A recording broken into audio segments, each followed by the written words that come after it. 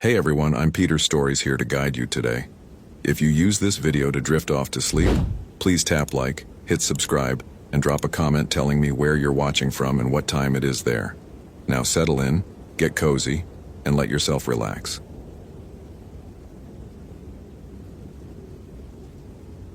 Matthew hadn't heard Lauren's voice in 3 years. Not since the incident. Not since he'd sworn off search and rescue work entirely, sold his climbing gear, and taken a desk job processing permits for the very parks he used to patrol. So when her name flashed on his phone screen at 2 a.m, his first instinct was to let it go to voicemail. His second instinct was to throw the phone across the room. He answered on the 4th ring. "Matt?" Her voice was barely a whisper, crackling with static or wind or something else he couldn't identify. "Matt, I need you to listen very carefully." He sat up in bed, his heart already racing in that old familiar way, the way it used to before a rescue call came in, before everything went wrong. "Lauren, where are you? It's the middle of the..." "Shh." The sound was urgent, desperate. "Don't talk. Just listen. I'm in Olympic National Park, the Hoh Rainforest section. I went off trail 3 days ago following something. Matt, there's something wrong here. Something in the trees. I can hear it thinking." Matthew's mouth went dry. "You can hear what?" "Its thoughts. They're not words exactly. They're like whispers made of ice, Matt. They slide into your head when you're not paying attention, and then suddenly you're thinking things that aren't yours. Remembering things that never happened." Her voice broke. "I found others. There are others here. They're still alive, but they're not themselves anymore. Their eyes are wrong, empty, but full at the same time. Like there's something else looking out." Static consumed the line for a moment, and Matthew heard something in the background. A sound like wind through hollow trees, except it seemed to carry syllables, fragments of words in no language he recognized. "Lauren, get out of there, right now. Head back to the ranger station and..." "I can't." Her voice was flat now, emotionless. "It won't let me. Every path leads back to the same place. The same circle of stones that shouldn't be here. Matt, I'm calling because it wanted me to. It knows about you. It knows about what happened to Sarah." The name hit him like a physical blow. Sarah. His partner.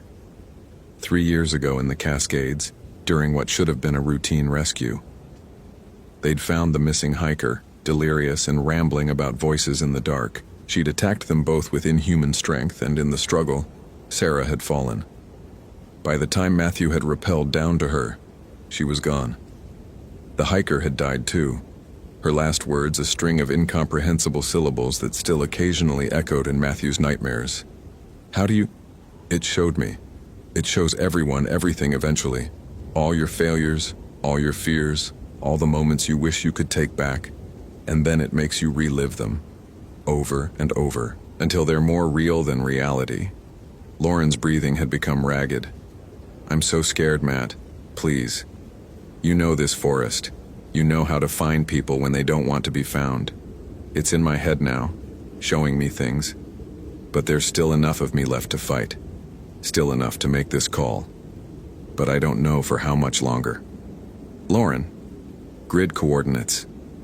She rattled off numbers, her voice mechanical. "Come alone. If you bring others, it will know. It will take them too. And Matt?" A pause, and when she spoke again, her voice wasn't quite hers anymore. Something else threaded through it. Something cold and vast and hungry. "It's been waiting for you. Since the Cascades. Since Sarah. You left something unfinished there, and it followed you home." The line went dead. Matthew sat in the darkness of his apartment, the phone still pressed to his ear, listening to his own pulse thunder in his temples. Every rational part of his mind screamed at him to call the authorities, to let someone else handle this, to stay as far away from another forest rescue as humanly possible. He'd built his entire life around that decision after Sarah's death. Therapy twice a week for 18 months, medication for the panic attacks, a new job where the most dangerous thing he faced was a paper cut. But Lauren's voice, terrified and contaminated with something alien, kept replaying in his head, and beneath it that other sound, those almost words that had carried on the static. He'd heard something like it before, 3 years ago, in a dying woman's throat. He was in his car by 3 a.m. driving north toward Olympic National Park with a duffel bag hastily packed with supplies he told himself he'd never need again. His hands shook on the steering wheel. The medication bottle sat unopened in his pocket. He couldn't afford to be dulled right now, even if it meant the anxiety would eat him alive. The pre-dawn darkness felt oppressive in a way that had nothing to do with the absence of light. As he drove, Matthew became aware of a pressure building behind his eyes, a sensation like someone pressing their thumbs gently but insistently against his temples. He rolled down the window, letting cold October air blast his face. But the pressure remained. She's already dead. A thought whispered through his mind, and he couldn't tell if it was his own trauma speaking or something else. Just like Sarah. You're driving toward another corpse, another failure to add to the collection. He cranked up the radio, flooding the car with classic rock, anything to drown out the thoughts. But between the songs, in those brief moments of silence, he could have sworn he heard that sound again. The hollow wind voice from Lauren's call. By the time he reached the Olympic National Forest Ranger Station at dawn, Matthew had convinced himself 3 times to turn around, and just as many times talked himself into continuing. The parking lot was nearly empty.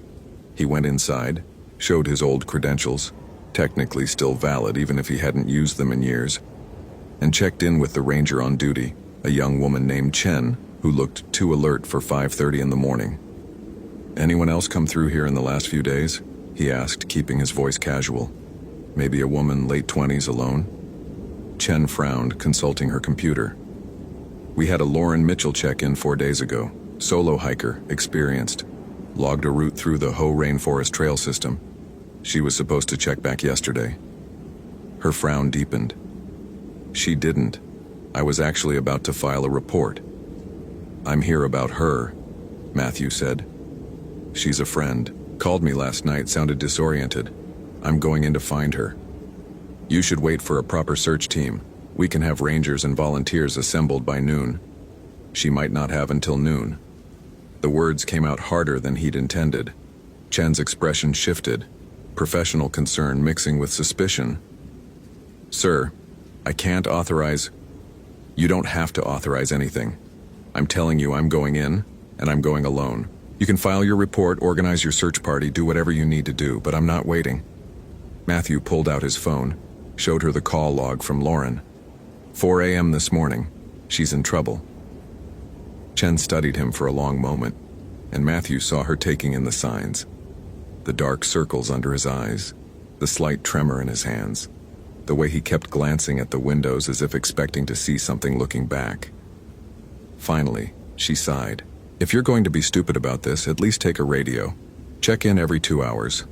Miss one check-in and I'm sending the cavalry whether you want them or not." She handed him a radio unit, then pulled out a map. "The coordinates you showed me, that's deep in the old growth section, off the main trails. There are stories about that area." "Stories?" "Hikers claiming to get turned around even with GPS, experiencing time loss, seeing things that aren't there. Could be perfectly normal people getting spooked by unfamiliar wilderness or..." She trailed off, looking uncomfortable. "Look, I've been stationed here for 5 years. I'm not supposed to believe in this stuff, but there are parts of this forest that feel wrong. Places where the trees grow different, where sound doesn't carry right. That area you're heading to? It's one of them." Matthew felt the pressure behind his eyes intensify. "Has anyone gone missing there before?" "Officially? No," Chen's voice dropped. "Unofficially, 3 people in the last decade have gone into that section and come out changed. Not injured, not physically hurt, but different. One of them couldn't speak anymore, just sat rocking and staring at nothing. Another one kept insisting she wasn't herself, that the real her was still in the forest. The third walked out covered in symbols he'd carved into his own skin, symbols that match some old petroglyphs found deeper in the forest, symbols that predate any known local tribe." "Jesus." "Yeah. Chen marked the map with a highlighter. You seem like you know what you're doing, even if you're clearly not okay. So I'll just say this. If you start hearing things, or feeling like your thoughts aren't entirely your own, get out. Immediately. Don't wait. Don't investigate. Just run. Matthew took the map and radio, his hands steadier now that he had a concrete task ahead of him. Action had always been easier than waiting, even when action meant walking into nightmares. Thanks for the warning. One more thing. Chen pulled a small pouch from her desk drawer, hesitated, then handed it to him. Inside were what looked like dried herbs and a small carved stone. A Kino elder gave this to me when I first started here. Said some parts of the forest need reminding about boundaries. I'm a woman of science, but... She shrugged. Can't hurt, right? Matthew pocketed the pouch, thanked her again, and headed out into the gray dawn. The trailhead was less than a mile from the station, marked by a weathered wooden sign that warned hikers to stay on marked paths. He stared at it for a moment, thinking of Lauren's words. Every path leads back to the same place, then stepped past it into the forest. The Ho rainforest was one of the most beautiful places Matthew had ever worked. Massive Sitka spruces and western hemlocks rose like cathedral columns, their branches draped with club moss that hung in curtains of green and gray. Ferns carpeted the ground in impossible shades of emerald.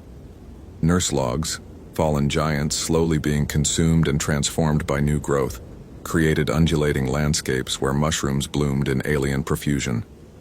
The air itself felt thick, weighted with moisture, and the smell of eternal decay and renewal. But as Matthew hiked deeper, following the coordinates Lauren had given him, he began to notice subtle wrongness in the beauty. The moss hung too still, even when wind rustled the canopy above. The ferns all seemed to lean slightly inward, toward the path he walked. And the silence. It was the kind of silence that made you understand its absence. No birds called, no insects hummed. Even his footsteps seemed muffled, as if the forest was actively swallowing sound. The pressure behind his eyes had evolved into something else, something that felt less like a headache and more like presence. He kept catching movement in his peripheral vision, shadows that shouldn't exist in the diffuse light, shapes that resolved into ordinary trees when he turned to look directly at them. His thoughts felt slippery, hard to hold on to. He'd start thinking about the route ahead and find himself remembering Sarah's fall instead, the way her scream had cut off with sudden finality. No, he told himself firmly. Stay focused. Lauren needs you. But another thought immediately followed, in a voice that didn't quite sound like his internal monologue. Does she? Or does she need you to join her? To stop fighting? Matthew stopped walking, closed his eyes, and counted to 10. An old grounding technique from therapy. Name 5 things you can see. He opened his eyes. Trees, ferns, moss, a rotting log. His own hands, still trembling slightly. 4 things you can touch. He pressed his palm against rough bark, felt the dampness of the air on his face, the weight of his pack, the radio in his pocket. 3 things you can hear. His own breathing, the distant rush of water, a creek maybe. And he froze. There was a third sound, so faint he'd almost missed it. A rhythmic whispering like wind through reeds, except it carried cadence, pattern, almost like speech, but in a frequency that made his teeth ache. And it was coming from ahead, from the direction of Lauren's coordinates. Matthew checked his GPS. Still 3 miles to go. He keyed the radio. Station, this is Matthews. First check-in. I'm approximately 3 miles in, following the marked coordinates. All clear so far. A lie, but what was he supposed to say? I'm hearing voices and my brain feels like it's being gently pulled apart. Static answered him for a long moment before Chen's voice crackled through. Copy that, Matthews. Stay safe. Next check-in in 2 hours. Roger. He continued hiking, and the whispering sound grew gradually louder, though still barely audible beneath the threshold of normal hearing. His thoughts became increasingly difficult to organize. Memories surfaced unbidden, Not just of Sarah, but of every failure, every mistake, every moment of weakness he'd ever experienced. The time he'd frozen during his first rescue, nearly costing a man his life. His father's funeral, where he'd been too numb to cry. The day he'd told Lauren he couldn't be with her anymore because he couldn't handle anyone else getting close to him. Couldn't risk losing anyone else. All these people you've failed, the not-quite voice whispered. All these people who trusted you. And where did it get them? Shut up, Matthew said aloud, his voice strange and flat in the muffled air. You're not real. You're just trauma, just anxiety, just... He broke off because he'd reached a clearing he definitely remembered from the map, except the map had shown it as being much smaller. And it hadn't mentioned the stones. They formed a perfect circle, each one roughly waist height, covered in moss and symbols that hurt to look at directly. The symbols seemed to shift when he wasn't focusing on them, rearranging themselves into new configurations that nevertheless felt ancient, permanent. In the center of the circle was a depression in the earth, and growing from that depression was a tree unlike any he'd seen in the forest. It was a massive hemlock, but wrong. Its bark was too smooth, almost like skin. Its branches didn't quite obey normal geometry. They seemed to bend in directions that space shouldn't allow, and from those branches hung things that weren't moss or lichen or any natural growth. They looked like cocoons, except they were translucent, and inside them Matthew could see shapes. Human shapes. He counted 7 of them. 7 people suspended in the impossible tree, their faces slack, their eyes open, but not seeing. And in the cocoon closest to him, he recognized Lauren. She looked peaceful, almost content. Her lips moved slightly, forming words he couldn't hear. The translucent membrane around her pulsed in time with her heartbeat, and where it touched her skin, fine tendrils had begun to burrow beneath the surface, spreading like roots through her veins. He could see them, dark lines against her pale flesh. Matthew lurched forward, reaching for his knife. But the moment he crossed the threshold of the stone circle, the world lurched sideways. He was still in the clearing, but also somewhere else. The forest had become layered, multiple realities overlapping. He could see the normal trees, but also what lay beneath them. A vast network of something that was neither root nor fungus nor flesh, but all three, spreading through the earth like a web. And at the center of that web, directly beneath the impossible tree, was a consciousness so vast and alien that Matthew's mind recoiled from perceiving it. The pressure behind his eyes exploded into agonizing clarity. He understood now. This thing, this entity, wasn't just in the forest. It was the forest, or at least a crucial part of it. It had existed here long before the trees, had shaped them, fed them, become them. And it fed on minds, on consciousness, on the rich complexity of human thought and fear and memory. The 7 people in the cocoons weren't dead. They were being slowly consumed, their minds dissolved and absorbed, their memories and emotions adding to the vast accumulation of experience the entity had gathered over centuries. And they felt no pain. The entity made sure of that. It filled them with peace, with contentment, with the sensation of finally coming home after a long and exhausting journey. Join them, the voice said, no longer distant, no longer subtle. It spoke directly into Matthew's brain with the force of absolute certainty. You're tired. You've been tired for so long. Ever since Sarah died, you've just been marking time, existing, but not living. Let me take that burden. Let me have your pain. I'll give you peace in return. I'll give you Lauren. I'll give you Sarah. I'll give you everyone you've ever lost, preserved perfectly in memory, and you can be with them forever. Matthew saw it then, a vision unfolding in his mind with hallucinogenic clarity. He saw himself climbing into one of the cocoons, felt the membrane close around him, warm and wet and welcoming. Felt the tendrils slide beneath his skin, spreading through his body like gentle fingers. And then, peace. Pure, uninterrupted peace. No more anxiety. No more guilt. No more memory of Sarah falling, her scream cutting off mid-cry. No more nights waking up drenched in sweat, convinced he'd heard her voice calling for help. Instead, there was just soft darkness. And in that darkness, Sarah was alive. Lauren was safe. Everyone he'd ever cared about existed in perfect preservation, and he could be with them, and nothing would ever hurt again. He took a step toward the tree. Then he felt it. The small pouch in his pocket, the one Chen had given him. The carved stone inside pressed against his thigh, and the sensation was like ice water in his face. The vision wavered, and Matthew saw what lay behind it. Not peace, but dissolution. Not reunion, but consumption. The entity didn't preserve consciousness. It devoured it, broke it down into component parts, and incorporated those parts into its own vast, inhuman intelligence. The people in the cocoons weren't experiencing bliss. They were experiencing the death of self, stretched out over days or weeks. Their screams translated into contentment by the parasite that had invaded their minds.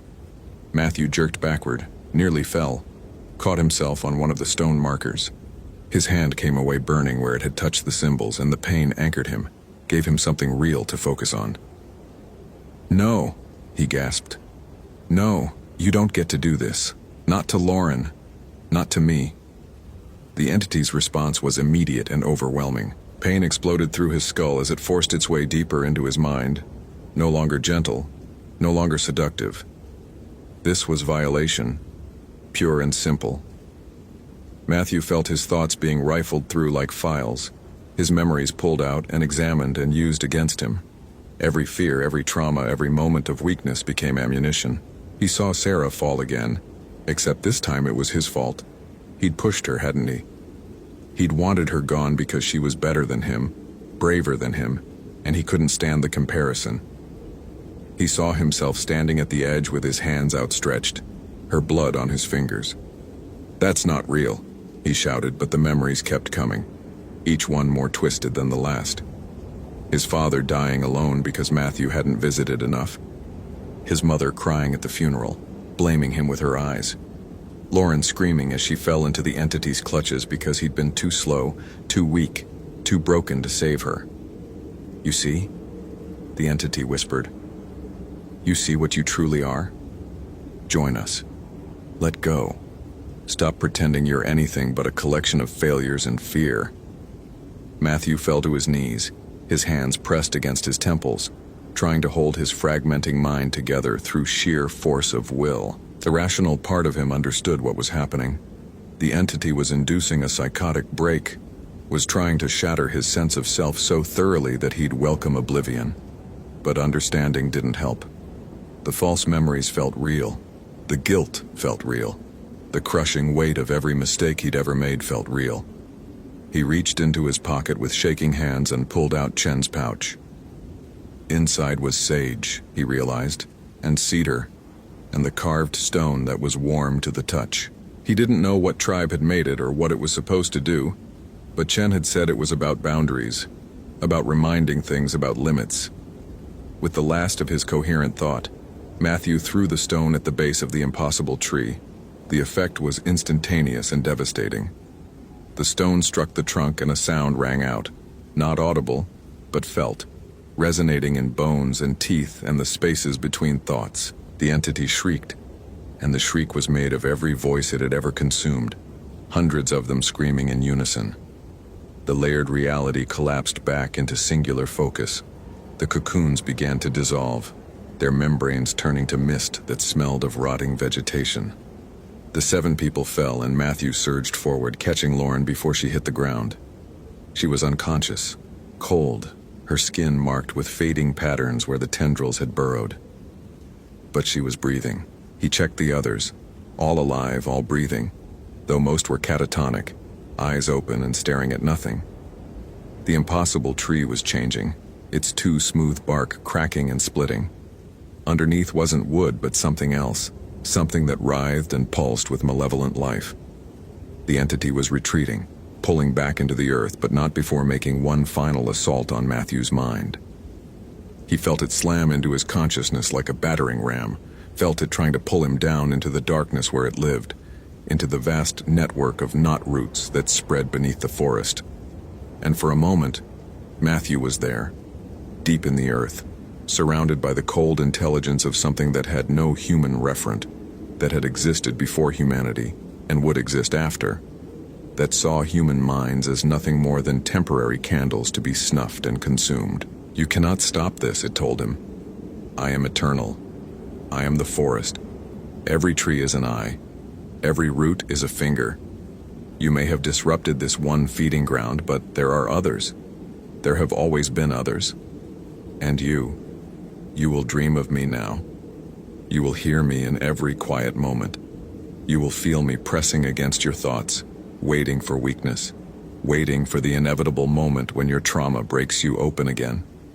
And when it does, I will be there. Then the connection severed, and Matthew found himself back in the clearing, gasping for air, his nose bleeding freely. The tree was just a tree now, still massive, still ancient, but obeying normal geometry.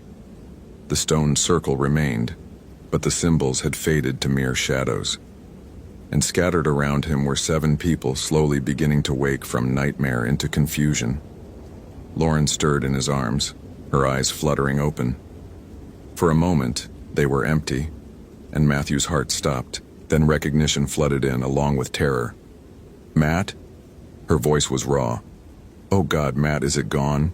Is it really gone? It's gone, he said, though he could still feel the echo of its presence at the edges of his thoughts. We're getting out of here. All of us.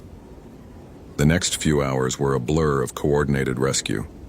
Matthew got on the radio, sent the coordinates, and within an hour, the first Rangers arrived. They found him sitting in the center of the stone circle with 7 dazed hypothermic survivors, all of whom would later claim to have no memory of how they'd gotten there or what had happened. Medical teams came with stretchers and thermal blankets. Questions were asked that Matthew answered as vaguely as possible. The official story became that a group of hikers had been exposed to some kind of toxic fungal spores that caused mass hallucination and disorientation. Only Chen looked at him with knowing eyes when he returned to the station. She saw the blood that had dried under his nose, the way his hand still shook, the haunted look that had deepened in his eyes. You found them, she said simply. Yeah. And the thing in the forest? Still there, just sleeping, or waiting, or whatever it does. Chen nodded slowly. The elder who gave me that stone? She said there are old things in these forests, things that were here before us and will be here after. Things we can discourage but never truly defeat.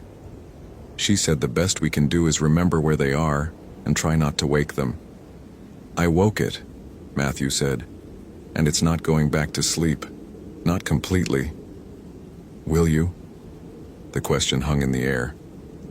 Matthew thought about the entity's final words, its promise that it would be waiting in his thoughts, waiting for weakness. He thought about the new layer of trauma this would add to everything he'd already been carrying. He thought about how he'd barely been functional after Sarah, and now he had this on top of it. But he also thought about Lauren, recovering in the hospital, alive because he'd come for her. He thought about the 6 other people who'd been saved because he'd been willing to walk into darkness one more time. I don't know, he said honestly, but I'm going to try.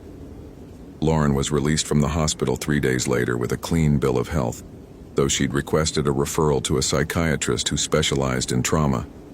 Matthew visited her before she left town, heading back to her life in Seattle.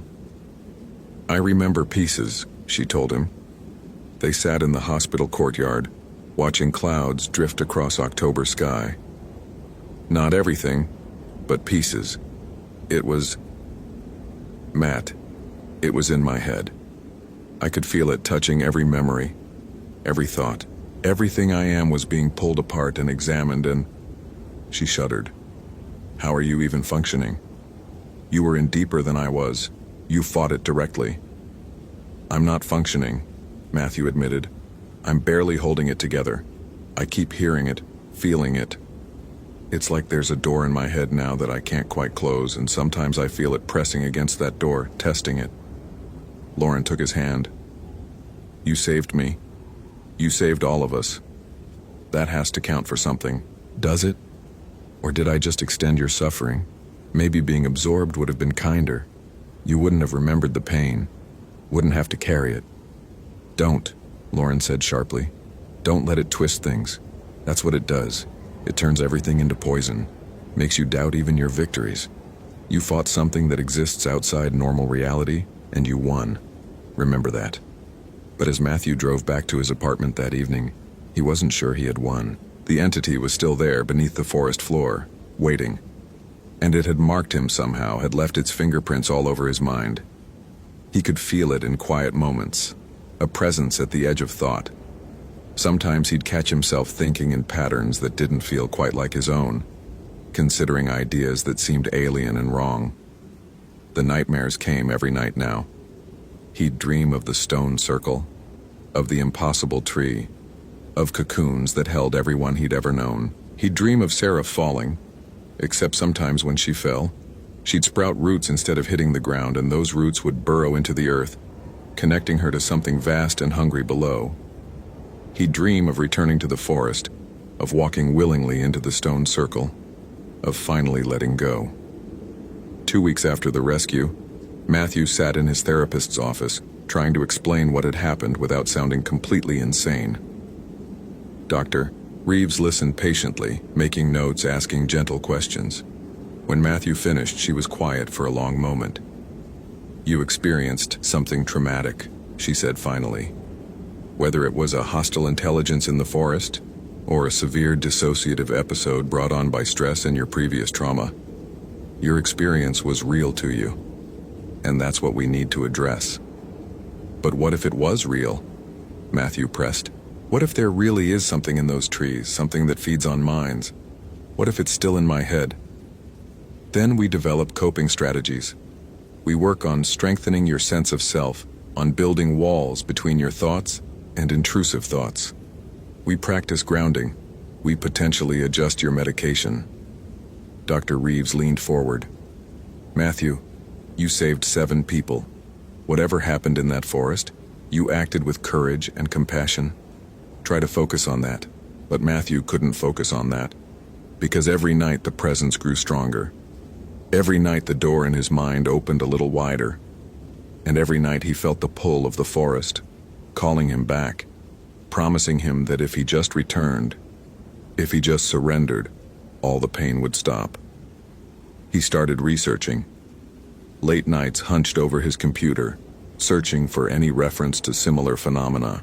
He found scattered reports, indigenous legends about trees that ate souls, European folklore about forests that trapped travelers in dreams, modern accounts of missing hikers who were found wandering, changed, unable to remember who they'd been. There were patterns, connections that suggested this wasn't isolated to Olympic National Park. The entity had been wrong. It wasn't the forest. It was in forests, plural, maybe in every old-growth wilderness where human development hadn't reached, where ancient systems remained intact and hungry. Chen called him one evening, her voice tight. "Matthews, we have a situation. 3 hikers went missing yesterday in the same section of the Ho where you found Lauren. Search teams went in this morning and..." She paused. "They're reporting the same things you described. Confusion, disorientation, hearing whispers. 2 of the searchers had to be pulled out for psychological evaluation." Matthew's blood ran cold. "It's active again. Seems like it. We're shutting down that section of the park, but..." Another pause. "One of the missing hikers is a 14-year-old boy. His parents are desperate, and I thought, you're the only person who's been there and come back intact. Sort of intact. You know what you're facing." "I can't," Matthew said immediately. "Chen, I can't go back there. It's in my head. If I go back, I don't think I'll come out again." "I understand. I wouldn't ask if..." "The boy," Matthew interrupted. "How long has he been missing?" 36 hours. Matthew closed his eyes. He saw the cocoons, saw the peaceful faces of people being slowly consumed, their selves dissolved into something vast and inhuman. He saw a 14-year-old boy in one of those cocoons, had maybe a day left before he was too far gone to save. "Fuck," he whispered. "I'm sorry," Chen said. "I shouldn't have called, I just..." "No, you should have." Matthew opened his eyes, looked at his hands. They were shaking, had been shaking constantly for 2 weeks now. "I'll go. But Chen, If I don't come back this time, or if I come back wrong, you need to make sure no one else goes in there. Burn the fucking forest down if you have to. Matthew, I mean it. This thing is spreading, or waking up or whatever. Someone needs to contain it before it starts taking more people. He grabbed his keys, his pack that he'd never fully unpacked. I'm on my way. The drive north took 4 hours, and Matthew spent them trying to prepare himself mentally for what was coming. But how did you prepare to face something that existed partially outside normal reality? Something that could invade your thoughts and turn your own mind against you? He'd barely survived the first encounter, and that had been before the entity had established a connection with him. Now going back, it would be waiting. It would know him. It would have had 2 weeks to understand how he thought, what made him vulnerable, how to break him. He was driving toward his own destruction, and he knew it. But a 14-year-old boy was in that forest and no one else could save him. Chen met him at the ranger station with a small team. Experienced search and rescue personnel who'd been briefed on the unusual circumstances. They didn't know the full truth, but they knew something in that section of the forest was dangerous in ways that had nothing to do with bears or weather. We go in, we find the boy, we get out, Chen said. No heroics, no investigation. If things start feeling wrong, we retreat immediately, agreed? The team nodded, but Matthew could see the determination in their eyes. They were the type of people who went into burning buildings to save strangers. Retreat wasn't in their vocabulary. They entered the forest at dawn, 6 of them moving in a tight group. Almost immediately, Matthew felt the presence return. That pressure behind his eyes, that sensation of being watched by something vast and patient. And beneath it, something new. Recognition. The entity remembered him. More than that, it welcomed him. You came back, it whispered into his mind. I knew you would. You cannot resist. The connection is already forged. You are already partially mine. Matthew stumbled, caught himself. One of the team members, a woman named Torres, grabbed his arm. You okay? Fine, he lied. Just, everyone stay close. Don't let anyone separate from the group. They pushed deeper into the forest, following the last known trajectory of the missing hikers. The wrongness Matthew remembered from before was amplified now. The trees seemed to lean in, their branches reaching like hands. The silence was absolute, oppressive, and the whispering. God, the whispering was everywhere, threading through the air like invisible smoke. You brought them to me, the entity said, and Matthew realized with horror that it was right. He'd led 5 more people directly to its feeding ground, more minds to taste, more memories to consume. You have done well. No, Matthew said aloud. That's not why. Matthews? Chen looked at him with concern. What's wrong? But before he could answer, one of the team members, a young man named Carter, stopped walking and turned to face a section of unmarked forest. His eyes had gone distant, unfocused. Do you hear that? He asked. There's someone calling. I think it's my brother, but he's been dead for 3 years. Carter, don't... Torres started, but Carter was already walking off the path, pushing through ferns toward something only he could see. The team surged after him, but the forest had become fluid. Paths opening and closing, distances stretching impossibly. Matthew felt space distort around him, felt reality becoming negotiable. They were in the entity's domain now, and it was done being subtle. The stone circle appeared without warning, the same one as before. But now there were 10 cocoons hanging from the impossible tree.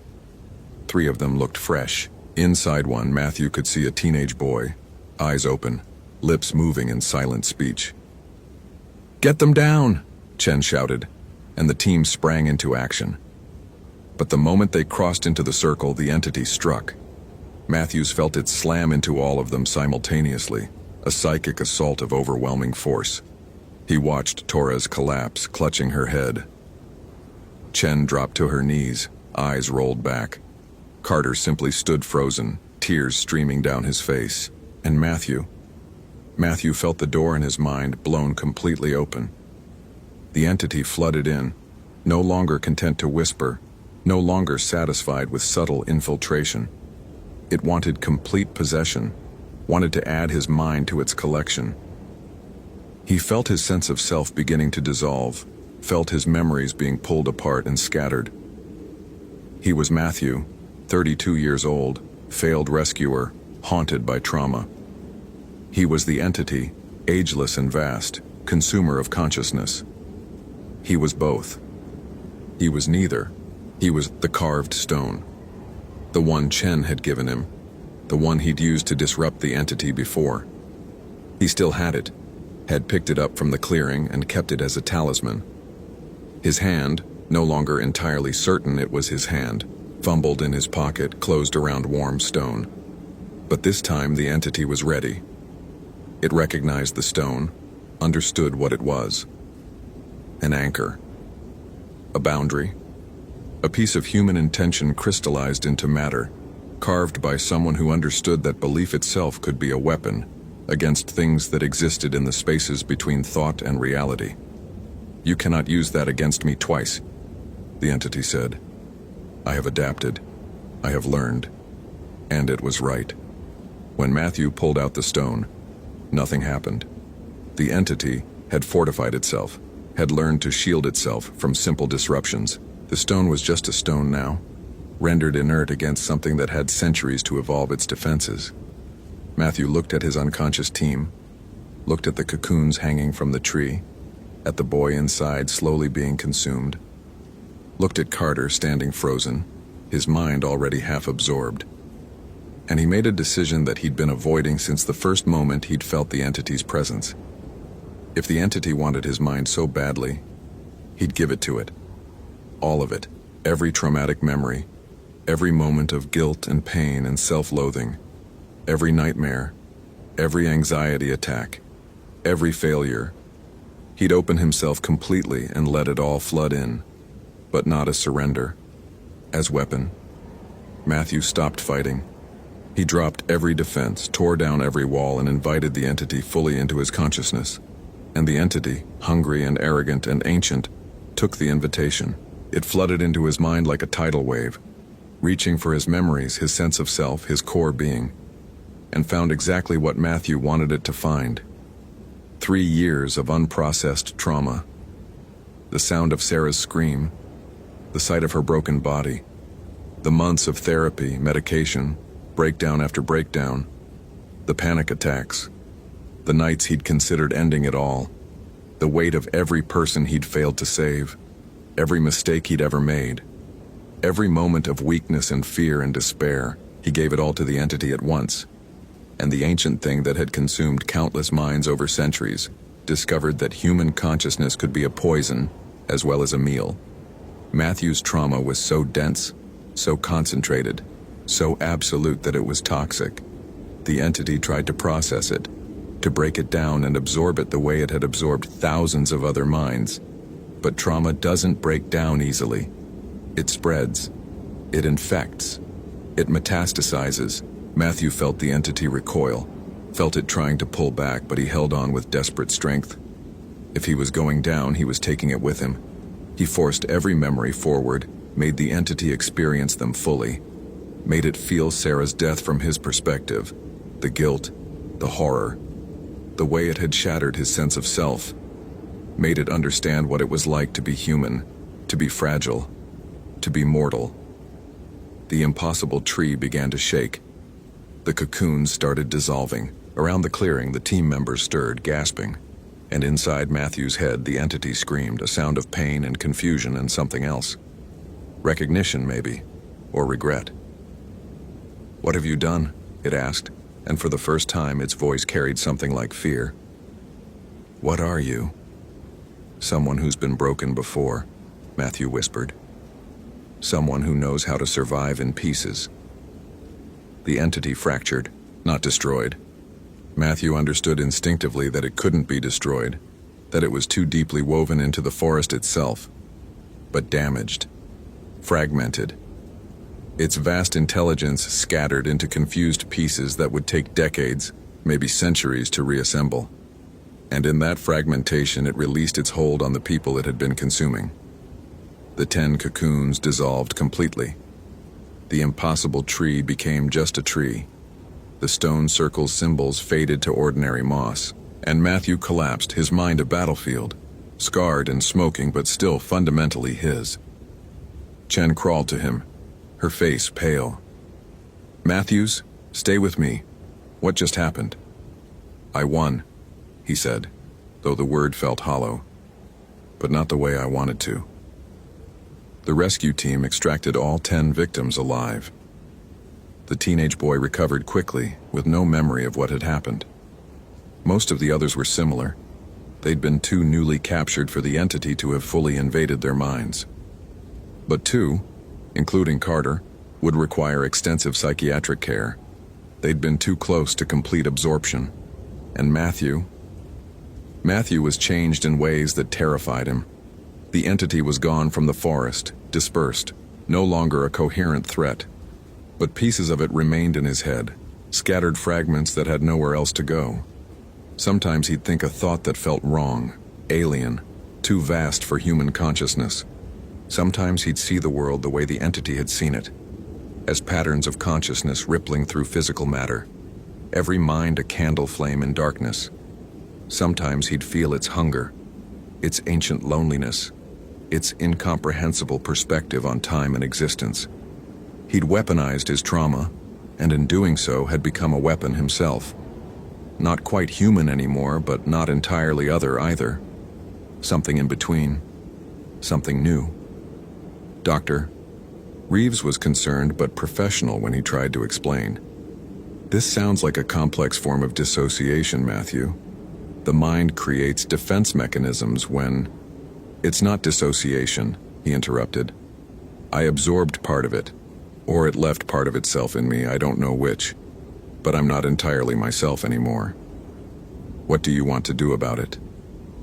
That was the question, wasn't it? Matthew looked at his hands, steady for the first time in weeks. Looked at his reflection in the window, seeing himself but also seeing deeper, seeing the strange hybrid he'd become. He could feel the fragment of entity in his mind, confused and dormant, its vast intelligence reduced to scattered impulses. "I want to learn to live with it," he said finally, "because I don't think I have a choice, and because—" He paused, considering. "Because maybe it's not entirely a curse. Maybe there's something useful in understanding how these things think, how they operate. There are other forests, other entities. You don't think that's the only one, do you?" Dr. Reeves was quiet for a long moment. "Are you saying you want to go hunting for them?" "I'm saying I might be the only person who can." Over the following months, Matthew rebuilt his life around his new reality. He returned to search and rescue work, specializing in cases involving unusual circumstances, hikers who returned changed, entire groups experiencing mass hallucinations, patches of wilderness where people consistently went missing. He developed a reputation as someone who could find people when conventional search failed, someone who wasn't afraid to go into places others avoided. Lauren visited sometimes. She could see the change in him, the way he no longer quite fit in normal human spaces. "Are you okay?" she'd ask. "No," he'd answer honestly. "But I'm functional, and I'm helping people." "At what cost?" He never had a good answer for that. The nightmares continued, but they were different now. Sometimes he dreamed of the stone circle, of the impossible tree. But now he understood what he was seeing in ways he hadn't before. He could feel the network of consciousness that spread through old forests, the ancient intelligences that had evolved alongside but separate from humanity. They weren't evil exactly. They were just hungry, and human minds happened to be nourishing.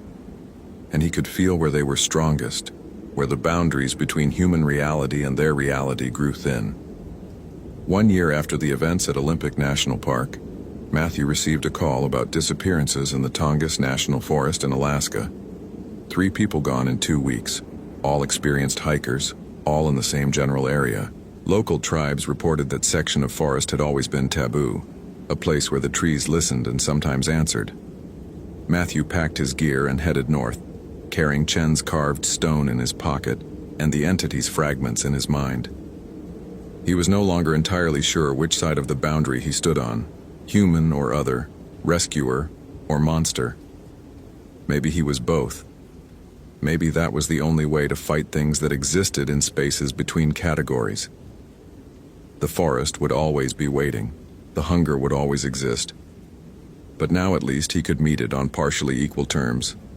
Not as prey, not quite as predator, but as something in between. Something that understood both sides of the equation. He thought of Sarah sometimes, wondered what she'd think of what he'd become. Probably she'd be horrified. Or maybe she'd understand that sometimes you had to break yourself to save others. Had to sacrifice pieces of your humanity to protect humanity itself. As Matthew's plane descended toward Alaska, he felt the fragment of entity in his mind stir with something like recognition. There was power here, old and deep, and he was flying directly toward it, armed with nothing but his trauma, his determination, and the pieces of something inhuman that he'd woven into his own consciousness. He didn't know if he'd survive. He'd stopped caring about survival somewhere along the way. What mattered was the work. What mattered was standing between the darkness and the people who couldn't defend themselves against it. Matthew closed his eyes and felt the forest ahead, felt its hunger, felt the thing that waited in its depths. And he smiled, an expression that was partly human, partly something else, wholly terrifying to anyone who might have seen it. "I'm coming," he whispered to the darkness. "And this time, I'm ready for you."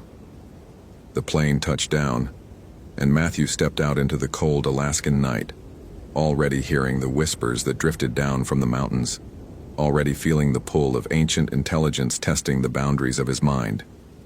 Behind him, a life he could never fully return to. Ahead, forests full of horrors that most people would never believe existed. But he'd believe. He'd know, and he'd walk into them anyway, carrying his scars like armor and his trauma like a weapon. No longer quite human, but not quite monster. Something in between, something necessary, something that would haunt the things that haunted others. And in the deepest part of his mind, where Matthew ended and the entity fragment began, something that might have been either of them thought, "This is how we survive. By becoming what we fight. By embracing the darkness so completely that we become the light's last, desperate, terrible hope." The forest waited. Matthew walked in. If this story gave you chills, consider following for more quality psychological horror. Could you have survived in Matthew's place? What would you sacrifice to save someone?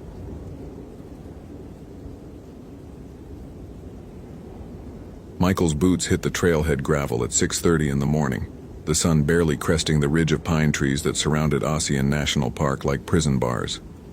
He'd been doing search and rescue for 12 years, and missing hiker calls had become routine.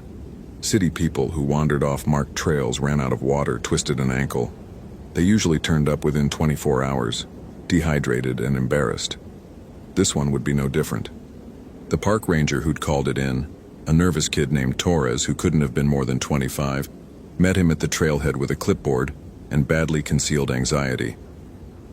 Michael recognized the type immediately. Fresh out of training, probably his first missing person case, treating it like the end of the world. "Michael Reeves?" Torres asked, though he clearly already knew. "Thanks for coming out so fast." Michael nodded, adjusting the 60-pound pack on his shoulders like it weighed nothing. At 6'3" and 220 pounds of muscle earned through years of climbing, hiking, and hauling people out of impossible situations, the weight barely registered. "Give me the details." Megan Hartley, 23, solo hiker. Checked in at the ranger station 3 days ago, said she was taking the Northwood Loop. Should have been back yesterday morning. We found her car still in the parking lot. Torres consulted his clipboard with shaking hands. No one's heard from her since check-in. 3 days isn't that long, Michael said, though something in his gut, that instinct honed over a decade of wilderness work, twisted slightly. The Northwood Loop was a moderate trail, well marked, popular enough that other hikers would have seen her.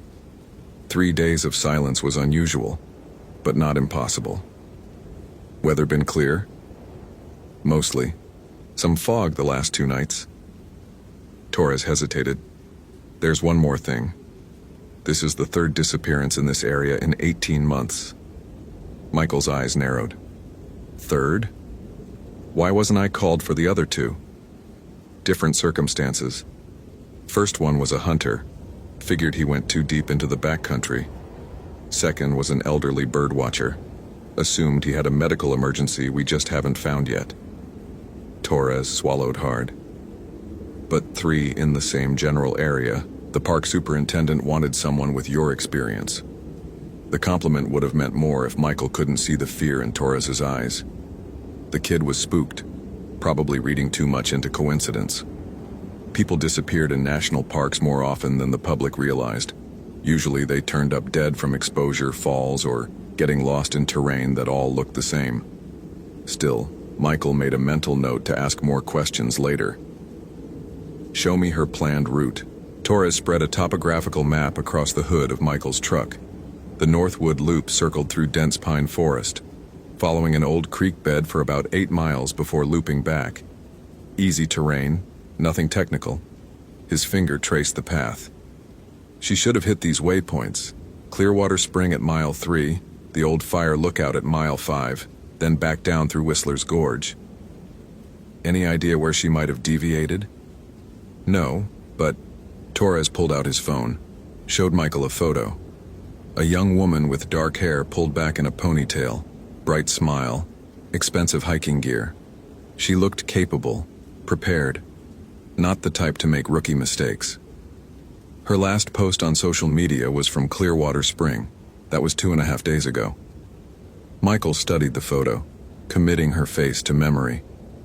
It was easier to search when you remembered you were looking for a person, not just a missing item.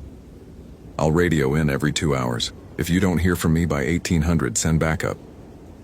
Be careful out there, Torres said, and something in his voice made Michael pause.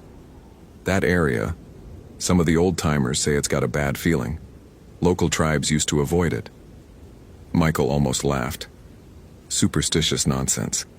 He'd heard variations of this story at a dozen different parks. Haunted forests, cursed mountains, angry spirits.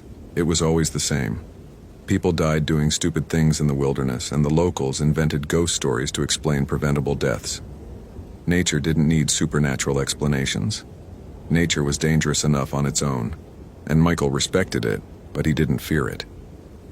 I'll be fine, he said, shouldering his pack. It's just trees. The trailhead disappeared behind him within 15 minutes, swallowed by the dense congregation of pines that gave Ossian its name. The morning was cool, mid-50s. Perfect hiking weather. His breath came easy despite the elevation gain. The trail was well maintained here. Pine needles soft under his boots, the sound of his footsteps muffled by the forest floor. Michael had always felt comfortable in the wilderness. More comfortable than in cities, than in crowds, than anywhere people gathered in numbers that made his skin crawl. Out here, things made sense. Cause and effect. Action and consequence. You respected the mountain, and the mountain let you pass. You prepared properly, and you survived. It was simple, honest, and Michael appreciated honesty. He made good time, covering the first 3 miles in under an hour. Clearwater Spring bubbled up from a rock formation exactly where the map promised. Crystal water pooling before trickling down to join the creek. This was where Megan had posted her last photo. Michael circled the area, looking for any sign of her. A dropped item, a footprint, anything that might indicate which direction she'd gone from here. Nothing obvious presented itself. The ground was too hard, too covered with pine needles to hold clear prints. He did find a granola bar wrapper wedged between 2 rocks, recent enough that it hadn't faded, old enough that it could have been there for days. Megan's brand? Impossible to tell. He bagged it anyway. The trail continued upward from the spring, winding through trees that grew denser, older. Michael noticed the change gradually. The pines here were massive, some of them probably 300 or 400 years old, their trunks wider than his arm span. The canopy closed overhead, dimming the morning light to a perpetual twilight. The temperature dropped a few degrees. Normal forest stuff, but his gut twisted again, that instinct whispering that something was off. He stopped listening. The forest was quiet. Too quiet.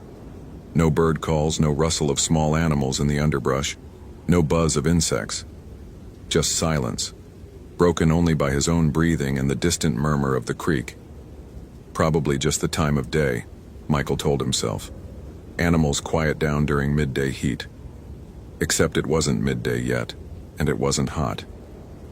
He shook off the unease and kept moving. He was here to find Megan, not jump at shadows. The old fire lookout appeared at mile 5, exactly on schedule. It was a wooden structure built in the 1950s, now half collapsed and covered in moss. Park Service kept meaning to tear it down, but never got around to it. Michael circled it, checking for any sign that Megan had stopped here. He found her bandana tied to one of the lookout's support beams. Michael's heart rate kicked up a notch. This was recent. The fabric was clean, not weathered. Megan had definitely been here, but why leave the bandana? A marker? A signal? He untied it carefully, noting that it had been secured with a clove hitch, a proper knot. Intentional, not just blown by wind and caught accidentally. Then he saw the message scratched into the wooden beam beneath where the bandana had hung. Wrong way.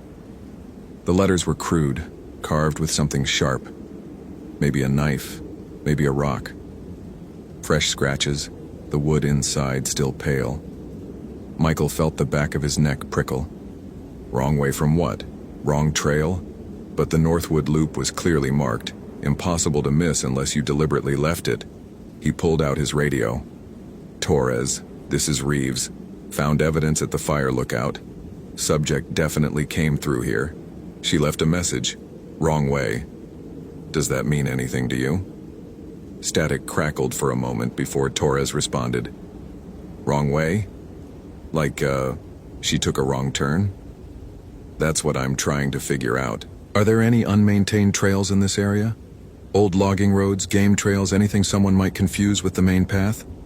A longer pause. There's an old trail that branches off about a quarter mile past the lookout.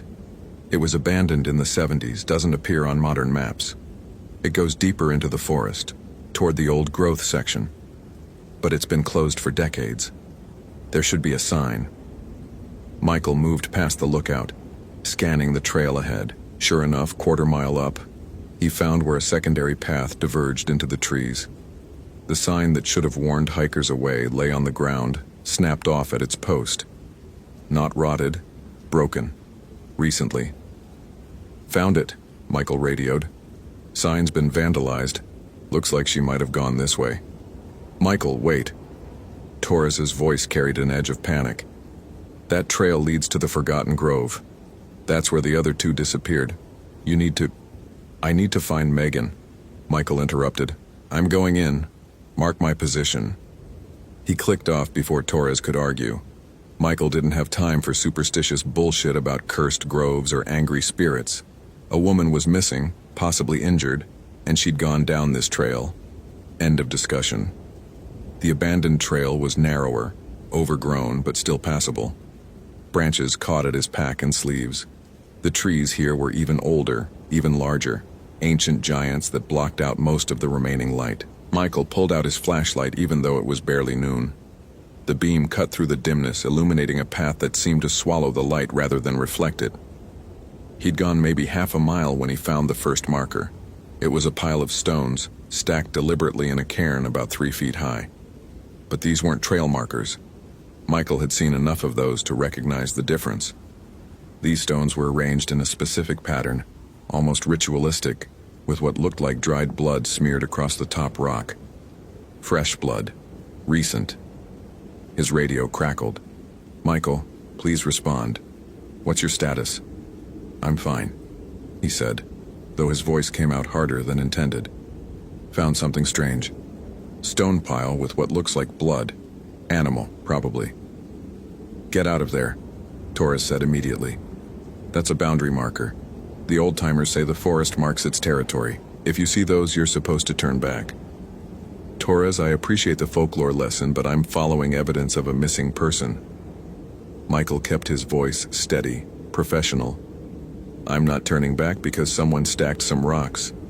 He moved past the marker, noting that there were more of them now scattered through the forest at irregular intervals.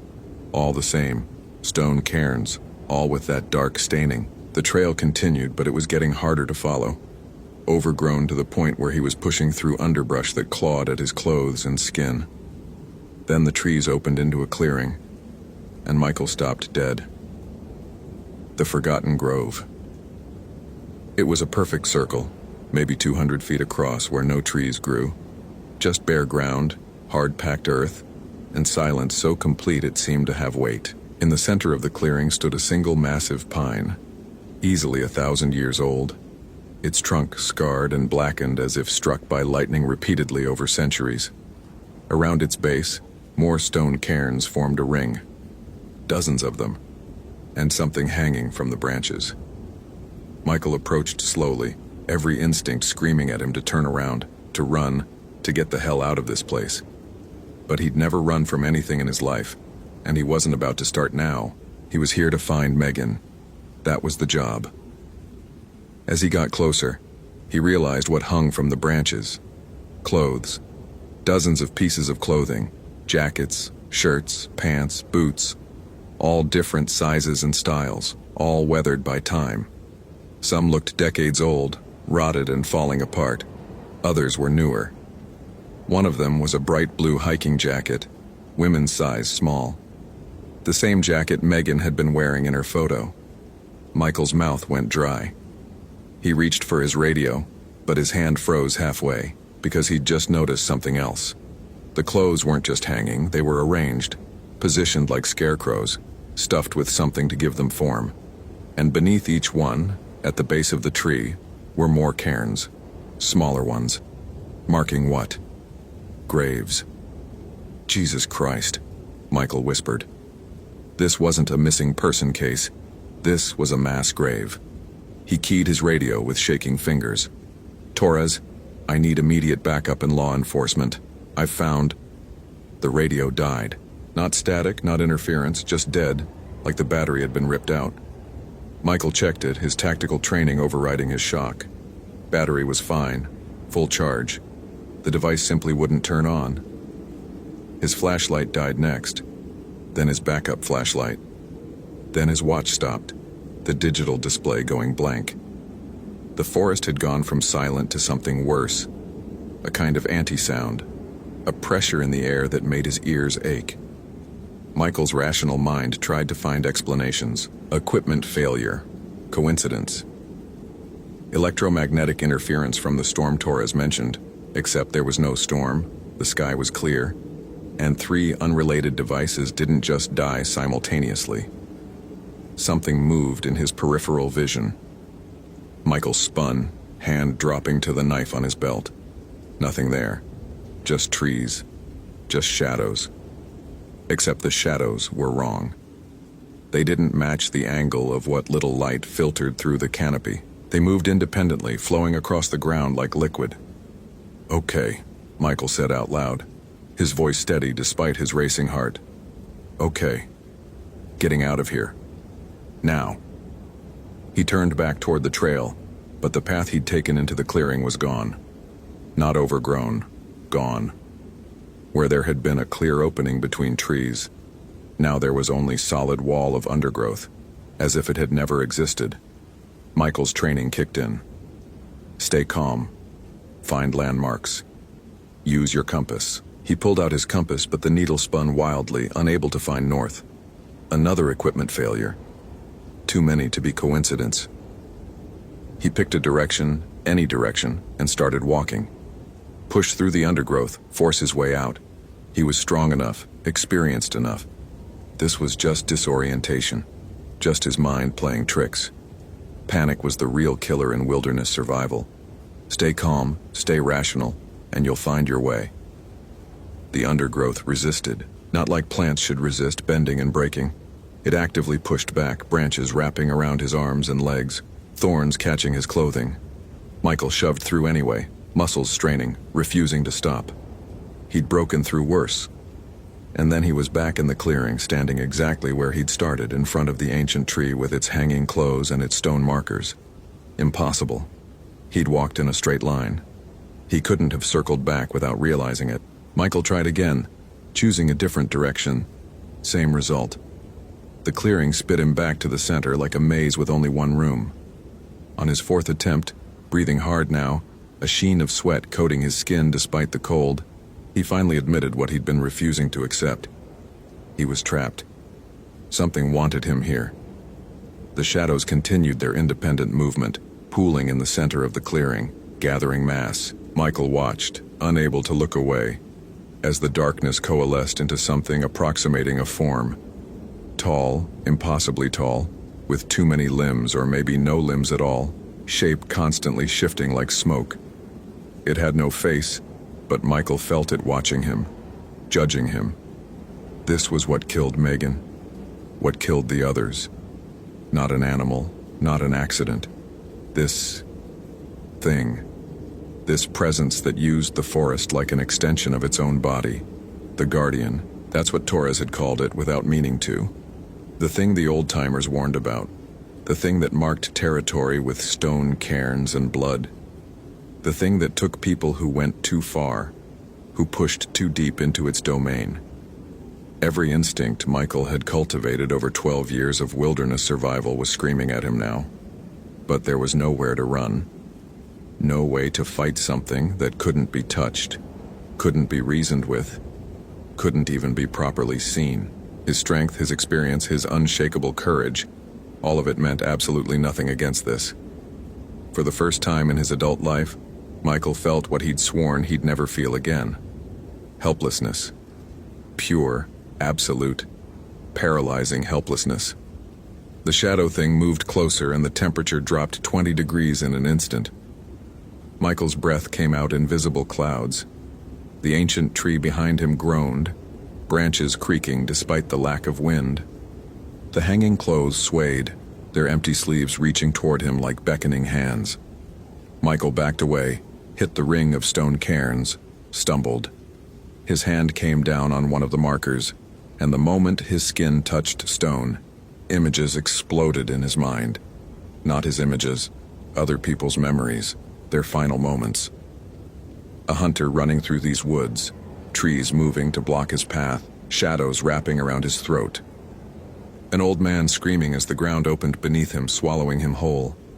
And Megan, God, Megan, standing in this exact spot 3 days ago, trying to fight as the forest claimed her piece by piece, clothing first, then gear, then... Michael yanked his hand away, gasping. The visions vanished, but the knowledge remained. Everyone who died here, their last moments were stored in these stones. Dozens of deaths. Centuries of deaths. This thing had been killing for longer than the park had existed, longer than the country had existed. It was ancient, territorial, and absolutely merciless. And Michael had walked right into its domain like an arrogant fool, convinced that his toughness and experience made him invincible. The shadow thing was close enough now that Michael could feel its presence like physical pressure against his chest. The clearing silence deepened until he could hear his own heartbeat, rapid and panicked, betraying the calm he tried to project. A sound emerged from the thing. Not a voice, not words, but a vibration that he felt more than heard. It resonated through his bones, carrying meaning without language. Leave. Never return. Tell them. The pressure vanished. The shadows retreated. The clearing's oppressive atmosphere lifted like a curtain drawn back. Michael found himself gasping on his hands and knees, not even remembering when he'd fallen. His hands were bleeding from thorns, his clothes torn, his body shaking with more than just cold. And in front of him, clear as day, was the trail leading back the way he'd come. The undergrowth had simply opened, allowing him to leave. Michael didn't need to be told twice. He ran. He crashed through the forest, abandoning any pretense of navigation or caution, just running full out toward where the trail should be. Branches whipped his face, roots tried to trip him, but nothing actively stopped him this time. The forest was letting him go, pushing him toward the boundary it had marked with blood and stone. He passed the cairns, crossed the invisible line where the abandoned trail rejoined the main path, and kept running until his lungs burned and his legs threatened to give out.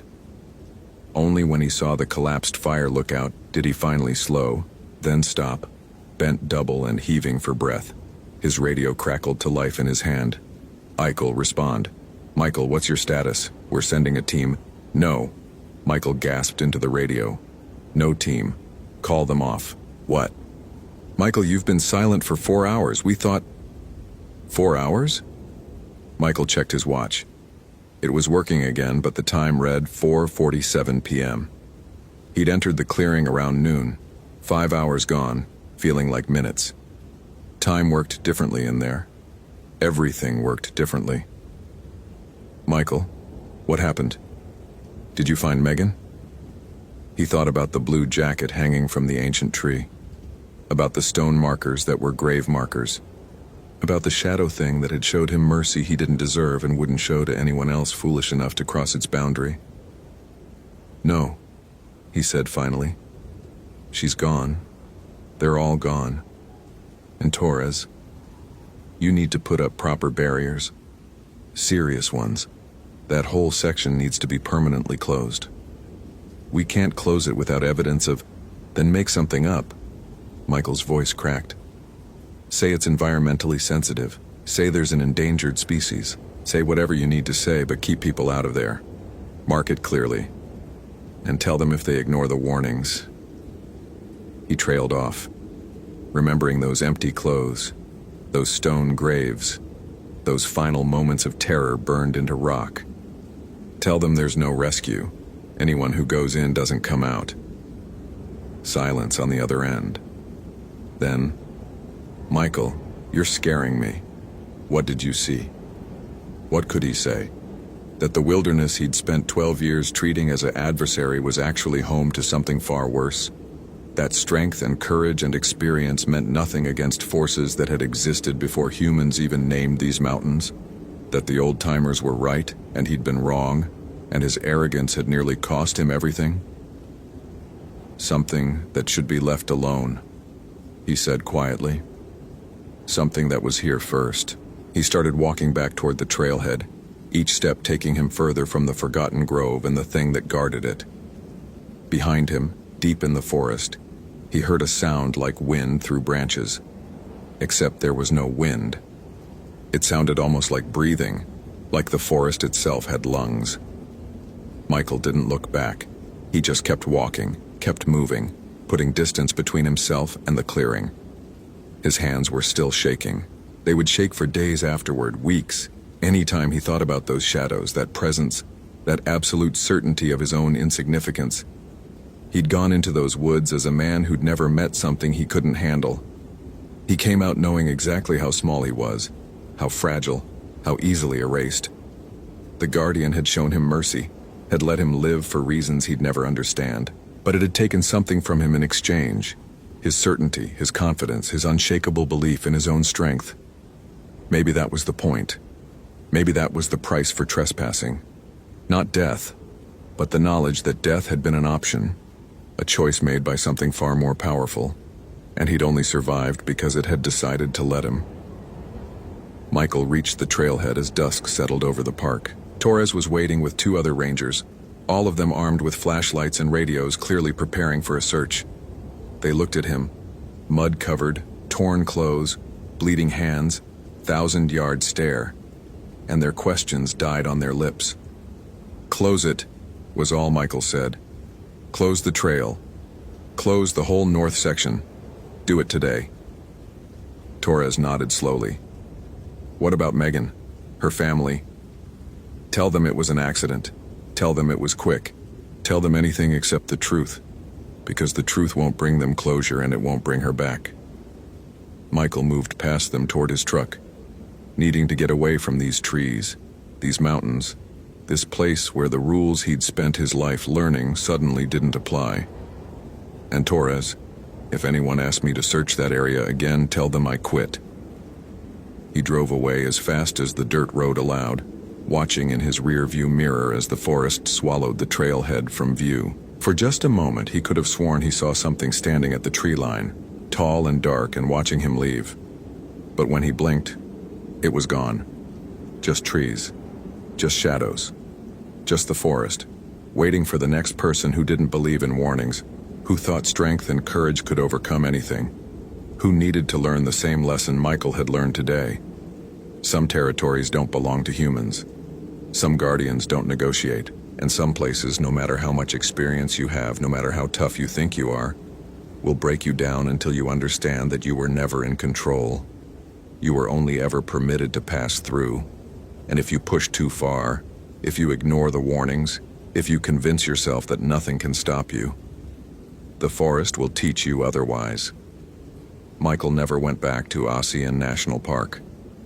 The search and rescue career he'd built over 12 years ended that afternoon.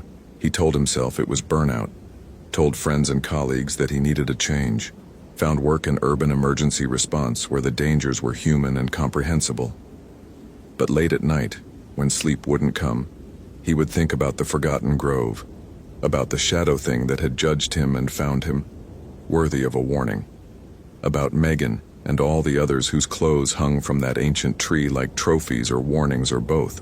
And he would wonder if Torres had actually closed that trail, or if someone else was out there right now, confident in their strength, dismissive of superstition, walking down an abandoned path toward a clearing where shadows moved independently, and the forest decided who lived and who became another grave marker. He hoped they'd listened to the warnings. He hoped they'd seen the cairns and turned back. But deep down, he knew someone wouldn't. Someone would always push too far, ignore the signs, believe themselves strong enough to handle whatever they found, just like he had. And the Guardian would be waiting. Hope you felt real chills. If you appreciate genuine horror, consider following. Which moment scared you most?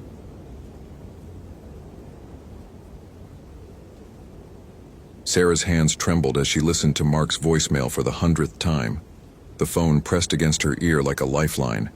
His voice cracked through the static, barely recognizable through the terror. Sarah, something's wrong here. The trails, they're not where they should be. I've been walking in circles for hours, but the markers keep changing. And the sounds, a long pause filled with rustling leaves and something else. A low, resonant humming that seemed to come from the earth itself. If you're listening to this, don't come looking for me. Don't come to Blackwood. There's something in these woods that doesn't want us here. The line went dead. That was 3 days ago.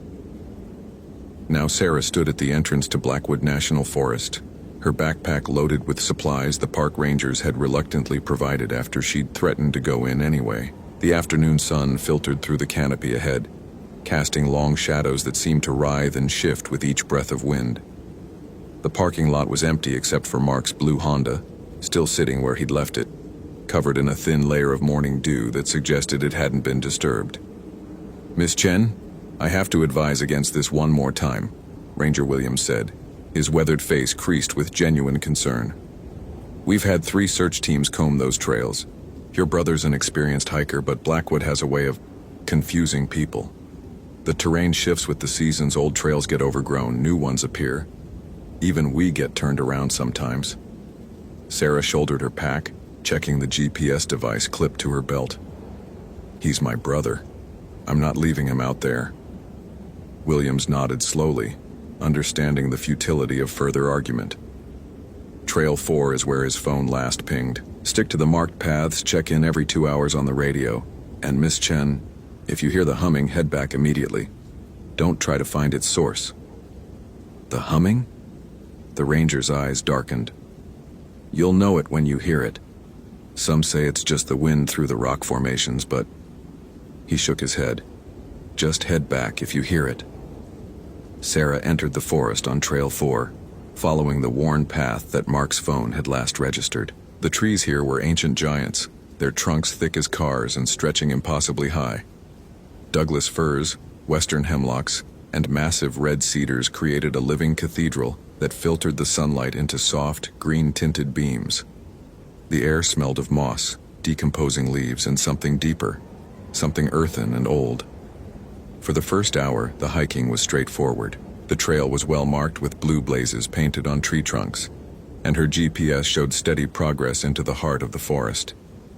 She called out Mark's name periodically, her voice echoing briefly before being swallowed by the dense foliage. The only responses were the occasional chirping of birds and the distant rustle of small animals in the underbrush. But as the afternoon wore on, Sarah began to notice inconsistencies. The trail marker she'd passed 20 minutes ago, a weathered wooden sign indicating 2 miles to Mirror Lake, appeared again on her left. Identical in every detail, down to the same scratch in the wood grain and the same cluster of moss growing on its base. She stopped, checking her GPS, which showed she'd been traveling in a straight line, deeper into the forest. "That's not possible," she murmured, photographing the sign with her phone. The device showed no signal as expected, but the timestamp was clear. She'd definitely been walking for over an hour. Shaking off the confusion, she pressed on. The path began to narrow, forcing her to push through hanging branches and step over fallen logs that seemed to have appeared since the trail was last maintained. The blue blazes became more irregular, sometimes appearing on trees well off the path, as if the trail itself had shifted. It was then that she found the first piece of evidence. Caught on a low branch about 6 feet off the path was a strip of red fabric. Sarah recognized it immediately. It was from Mark's favorite hiking shirt, the one he'd worn in the photo he'd texted her from the trailhead. She carefully removed the fabric, noting how high it hung. Mark was 6'2". For the fabric to catch at that height, he would have had to be running, jumping, or a chill ran down her spine as she examined the forest floor beneath the branch. The ground was disturbed, leaves scattered in a pattern that suggested something large had passed through quickly. But there were no clear footprints, no broken branches lower down that would indicate someone crashing through the undergrowth. "Mark!" she called again, louder this time. Her voice seemed to carry differently here, as if the forest were absorbing the sound before it could travel far. "Mark, I found your shirt. Where are you?" The response wasn't Mark's voice. It was the humming. Low and resonant, it seemed to emanate from the ground itself, vibrating through the soles of her boots and into her bones. It wasn't quite musical. There was no melody, no rhythm, just a constant thrumming tone that made her teeth ache. The sound seemed to come from everywhere and nowhere, as if the entire forest had become a massive instrument being played by an unseen hand. Sarah remembered Ranger Williams' warning, but the fabric in her hand steeled her resolve. Mark was out there somewhere, and she wasn't turning back because of some acoustic phenomenon. She tucked the red strip into her pocket and continued deeper into the woods. The humming followed her. As the sun began to sink lower, casting longer shadows between the trees, Sarah realized she was completely lost. Her GPS showed her position as a wandering line that doubled back on itself repeatedly, despite her certainty that she'd been traveling in roughly the same direction. The trail markers had become sporadic, then stopped altogether. The path itself seemed to fade in and out of existence, sometimes clear and well-defined, other times barely visible beneath fallen leaves and encroaching vegetation. She paused at what appeared to be a small clearing and pulled out her radio. Static greeted her first attempt to contact the Rangers, but on the second try, she managed to raise a weak signal. "This is Sarah Chen. Can anyone hear me?" Williams's voice crackled through, distant and broken. "Sarah, where? Position?" "I don't know," she admitted, fighting back panic. "The GPS isn't making sense. I found a piece of Mark's shirt, but the trail markers have stopped. The humming, I can hear the humming you mentioned. Out now, not safe after dark. I can't find my way back. The path keeps changing." The radio fell silent except for static. Sarah tried several more times, but the signal had died completely. As darkness began to settle over the forest, Sarah made the decision to make camp. She had a sleeping bag and basic supplies, and trying to navigate in the dark would only make things worse. She found a relatively flat spot near a massive cedar tree and began setting up her small tent. It was while she was arranging her sleeping bag that she noticed the tree. The cedar she'd chosen for shelter bore markings carved deep into its bark. Not the random scratches of animals or the initials of hikers, but deliberate symbols that seemed to spiral around the trunk in a complex pattern. The carvings were old. The bark had grown over many of them, making them barely visible in the fading light. But as Sarah traced them with her fingers, she could feel they formed some kind of design, though its meaning escaped her. At the base of the tree, the ground was stained dark. Even in the dim light, She could see that the discoloration spread in a rough circle around the cedar's roots. The humming, which had been a constant background presence all afternoon, seemed stronger here, as if the tree itself were somehow amplifying the sound. Sarah set up her tent as far from the marked cedar as the small clearing would allow, but she couldn't shake the feeling that the tree was watching her. Every time she glanced toward it, the carved symbols seemed to shift in the shadows, rearranging themselves into new patterns that hurt to look at directly. Night fell with the abrupt finality that only came deep in old forests. One moment there was the deep blue of twilight filtering through the canopy. The next, complete darkness that seemed to press against her from all sides. Sarah had brought a small camp lantern, but its light created more shadows than it dispelled, turning every tree trunk into a lurking figure and every hanging branch into a reaching hand. She was trying to heat water for instant coffee when she heard Mark's voice. "Sarah, Sarah, I'm here." She dropped the camp stove, sending the small pot clattering across the clearing. "Mark, where are you?" "I'm lost, Sarah. I can't find the way out. Help me." His voice seemed to come from somewhere beyond the edge of the clearing, deeper in the forest. Sarah grabbed her flashlight and moved toward the sound, her heart pounding with relief and adrenaline. "Keep talking, Mark. I'm coming." "This way, Sarah. Follow my voice." She pushed through the undergrowth at the edge of the clearing, following the sound of her brother's calls.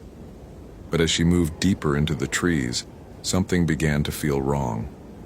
Mark's voice never seemed to get closer, always staying just ahead of her, just out of sight. And there was something odd about his words. They were the right words in the right voice, but they felt hollow somehow, like an echo of an echo. "Sarah, where are you? I need help." The voice was behind her now. Sarah spun around, her flashlight beam cutting through the darkness to illuminate nothing but trees and shadows. "Mark, I'm here. Where did you go?" "Help me, Sarah. It's got me." The voice came from above her. Sarah pointed her flashlight upward, the beam revealing the twisted branches of an ancient hemlock. There was nothing there, but Mark's voice continued to call out, now from multiple directions at once, each cry more desperate than the last. "It's got me! Help! Sarah, please!" The voices overlapped, creating a cacophony of distress that seemed to surround her completely. Some sounded exactly like Mark. Others were close but wrong, like recordings played at the wrong speed. Sarah realized with growing horror that she was being led away from her camp, deeper into the forest where the humming grew stronger with each step. She turned and ran. Branches tore at her clothes and face as she crashed through the undergrowth, her flashlight beam bouncing wildly as she tried to find her way back to the clearing. Behind her, the chorus of Mark's voice grew louder, more insistent, taking on a quality that was definitely not human despite the familiar tone and words. "Sarah, don't leave me, come back, Sarah." She burst back into the clearing where her tent sat, gasping and shaking. The calls continued for several more minutes before gradually fading to silence, leaving only the omnipresent humming that seemed to have grown stronger during her brief absence. Sarah spent the rest of the night huddled in her sleeping bag, the camp lantern burning beside her despite her need to conserve battery. Every sound made her jump. The settling of her tent fabric in the breeze, the distant crack of a branch, the soft rustle of leaves that might have been wind, or might have been something moving through the forest around her. Dawn brought little relief. The forest in daylight looked different than it had the evening before, as if the trees had rearranged themselves during the night. The trail she thought she'd been following was nowhere to be seen, and when she checked her GPS, it showed her position as a blank area with no map data. Sarah packed her gear with growing urgency, but when she tried to leave the clearing, she discovered something that made her blood run cold. Every direction she chose to walk led her in a circle back to the marked cedar. No matter which way she headed, following her compass, backtracking her own footprints, even walking in what she was certain was a straight line away from the tree, she always ended up back where she started. The forest had become a maze with only one room. By midday, exhaustion and panic were taking their toll. Sarah had tried every possible exit from the clearing dozens of times, each attempt ending with her emerging from the undergrowth to find the carved cedar waiting for her. The humming had grown so loud it was making her ears ring, and she was beginning to see things in her peripheral vision, movements that vanished when she turned to look directly. It was during her latest attempt to escape that she found the bones. Hidden beneath a fallen log about 50 yards from the clearing was a human skull, yellowed with age and bearing marks that didn't look like they'd been made by any animal she knew. The skull had been cracked in a pattern that radiated outward from the crown, as if something had pressed down from above with enormous force. More bones lay scattered in the immediate area: ribs, leg bones, vertebrae, all bearing similar marks. Some were old enough to be completely clean, while others still bore dried remnants of flesh and clothing. Sarah found at least 3 distinct sets of remains, and possibly more scattered further afield. Near one of the more recent skeletons, she found a familiar object. Mark's GPS device, its screen cracked but still functional. According to its memory, it had recorded the same looping pattern she'd been experiencing, hours of movement that led nowhere, ending at the same coordinates over and over again. But it was the final entry in the device's track log that made her hands shake. The GPS showed Mark's position had jumped suddenly from the clearing to a point nearly a quarter mile straight up, as if he'd been lifted into the canopy of the forest itself. Sarah was studying the device when she heard footsteps approaching through the forest. Heavy, deliberate steps that crunched through the underbrush with purpose, not the random sounds of an animal, but the measured pace of something large walking upright. Sarah crouched behind the fallen log, clutching Mark's GPS device and trying to control her breathing. The footsteps stopped just outside the grove of bones. "Sarah." It was Mark's voice, but wrong in every way that mattered. Too deep, too resonant, with harmonics that human vocal cords couldn't produce. It carried the same thrumming quality as the humming that permeated the forest. "I've been waiting for you, Sarah. Come out, let me see you." Sarah pressed herself lower behind the log, biting her lip to keep from making any sound. Through a gap in the fallen branches, she could see a figure standing at the edge of the bone grove. It was tall, taller than Mark, and wore familiar clothing: the red hiking shirt she'd found a piece of, his favorite boots, the blue cap he never traveled without. But it stood too straight, too still. No natural sway or fidgeting. No breathing that she could detect. "I know you're there, Sarah. I can smell your fear. It's delicious." The thing that looked like Mark began walking among the scattered bones, its movements too fluid, like it was floating just slightly above the ground. When it turned its head to scan the area, it rotated too far, a full half circle that would have snapped a human neck. "You've seen my collection," it said, gesturing at the remains scattered around the grove. "Hikers mostly, sometimes hunters, occasionally someone like you, someone who comes looking for the lost ones. You're all drawn here eventually. The forest calls, and you answer." Sarah watched in horror as the Mark thing bent down and picked up one of the skulls, cradling it gently in its hands like a beloved pet. "Your brother fought well. Strong will, strong body. He lasted almost 2 days before I took him up into the canopy to feed. His memories were particularly sweet. All those thoughts of you, his worry that you'd come looking for him. He was right to worry." The creature set down the skull and continued its methodical search of the grove. It was moving closer to Sarah's hiding spot with each pass. "I've been guardian of these woods for longer than your species has had written language. I keep the deep places safe from your kind, your noise, your pollution, your endless need to take and consume, but in return the forest feeds me. And you're the finest meal I've been offered in decades." Sarah's mind raced. The thing was clearly hunting by scent or some other sense she didn't understand, but it hadn't pinpointed her exact location yet. The pile of bones suggested it liked to play with its prey to savor the fear before the kill. That might be her only advantage. Moving as slowly and quietly as possible, she began crawling away from her hiding spot, staying low and using the fallen logs and undergrowth for cover. If she could reach the edge of the grove, maybe she could make it back to the clearing. Maybe the marked tree was some kind of boundary and she'd be safe there until dawn. She'd made it about 20 feet when her elbow knocked against a loose femur, sending it rolling against a tree trunk with a hollow thock. The footsteps stopped. "Found you." Sarah ran. Behind her, the thing that wore Mark's face gave chase, and the sound it made was like nothing in nature, a ululating howl that seemed to come from the earth itself, echoing through the forest with such volume that it shook leaves from the trees. The humming that had been a constant background presence exploded into a deafening roar that threatened to burst her eardrums. Sarah crashed through the undergrowth with desperate speed, branches tearing at her clothes and face as she fled. She could hear her pursuer behind her, moving with unnatural speed through terrain that slowed her to a stumbling rush. It wasn't running. It was flowing through the forest like water, making sounds that got closer with each second. She burst into the clearing just as something massive slammed into the ground where she'd been standing a moment before. Sarah spun around to see the creature that had been wearing Mark's appearance, but its disguise was failing. The familiar features were melting, running like wax, revealing something beneath that hurt to look at directly. It was tall, nearly 8 feet when it drew itself up to its full height, and seemed to be composed of the same dark substance that stained the ground around the marked cedar. Not quite solid, not quite liquid, but something in between that shifted and flowed with each movement. Where its face should have been, there was only a suggestion of features that changed constantly, sometimes almost human, sometimes definitely not. But it was the eyes that froze Sarah in place with terror.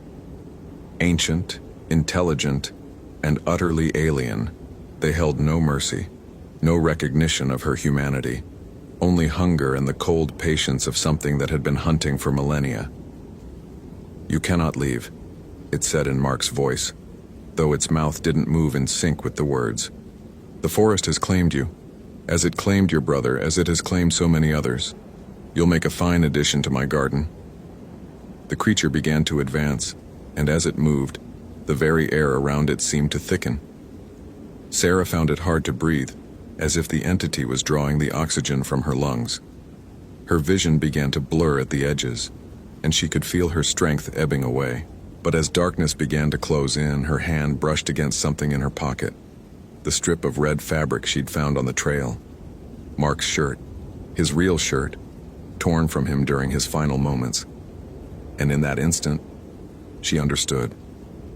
The creature fed on fear, on despair, on the helpless terror of those who wandered into its domain. But it also needed to understand its prey, to get inside their heads enough to mimic their loved ones convincingly, which meant somewhere in its ancient alien mind were Mark's actual memories, his love for her, his protective instincts, his knowledge of the forest from years of hiking. Sarah pulled out the fabric and held it high. "You want me to be afraid?" she said, her voice stronger than she felt. "But you made a mistake. You learned too much from my brother." The creature paused, its fluid features showing something that might have been confusion. "Mark knew these woods better than anyone. He taught me to read trail signs, to navigate by landmarks, to survive in the wilderness. And he taught me the most important rule of all." Sarah began backing toward the marked cedar, the strip of fabric clutched in her fist. "Never feed the wildlife." She threw the fabric at the creature's feet and sprinted to the carved tree, pressing her back against its trunk. The symbols carved into the bark began to glow with a faint phosphorescent light, and the humming sound changed pitch, becoming higher, more urgent. The entity recoiled as if struck, its form becoming more unstable. "You don't understand," it said, but now its voice was overlapping with itself, Mark's tones mixing with something far older and more terrible. "I am the guardian. I protect these sacred places." "You're a parasite," Sarah replied, pressing harder against the tree. The symbols were definitely glowing now, and she could feel warmth spreading through the bark at her back. "Mark's memories showed me. These markings aren't yours. They're warnings. Warnings put here by people who knew what you were and how to contain you." The creature let out another of its impossible howls, but this time there was pain in it, and something that might have been fear. It began to retreat from the tree, its form becoming more dispersed with each step away from Sarah. "The humming," Sarah continued, pieces of understanding clicking together in her mind. "It's not you hunting. It's you calling for help. You're trapped here, bound to this place by whatever ritual created those symbols. And every time someone gets lost in these woods, every time you feed, the binding gets a little weaker. I will not be caged, the entity shrieked, lunging toward her with desperate fury. But as it reached the boundary marked by the tree's root system, it hit an invisible barrier that sent it tumbling backward. The symbols on the cedar flared brighter, and the humming became a sound of pure anguish that echoed through the forest. Sarah watched as the creature began to dissolve, its stolen form breaking apart and flowing back into the earth around the tree's base. The darkness that had stained the ground for so long began to recede, being drawn back into whatever prison the ancient markings maintained. The forest will remember, the entity said as it faded, its voice becoming fainter with each word. Others will come. Others will feed me. I am patient. I am eternal. Maybe, Sarah said, pulling out her phone to photograph the symbols on the tree. But now I know how to keep you contained. As the entity finally disappeared completely, the oppressive atmosphere of the forest began to lift. The humming faded to silence, and for the first time since entering Blackwood, Sarah could hear normal forest sounds. Birds chirping, the rustle of small animals in the underbrush, the whisper of wind through the canopy. More importantly, she could see the trail. It was there, clear as day, leading away from the clearing in a direction she was certain hadn't existed moments before. Her GPS suddenly showed a clear signal and her exact position on the trail system. The forest had released her, but as Sarah gathered her gear and prepared to leave, she took one last look at the grove where she'd found the bones. The skeletons were gone, not scattered or hidden, but simply absent, as if they'd never existed. The only sign of what had transpired was a small pile of personal effects: hiking boots, watches, GPS devices, and other gear from the creature's victims. Among them, she found Mark's wallet. Sarah made it back to the ranger station as the sun was setting, her emergence from the forest marking exactly 24 hours since she'd entered. Ranger Williams was waiting for her, his face showing relief mixed with something darker, the expression of someone who'd seen too many people enter Blackwood and never return. "Did you find your brother?" he asked, though his tone suggested he already knew the answer. Sarah handed him Mark's wallet and GPS device. "I found what happened to him, and I found why people keep disappearing in there." Williams examined the devices, then looked back at Sarah with new attention. "You look like you've seen something. Want to tell me about it?" Over the next hour, Sarah told him everything. The creature, the symbols on the tree, the grove of bones that had vanished when the entity was forced back into its prison. Williams listened without interruption, occasionally nodding as if confirming details he'd suspected but never been able to prove.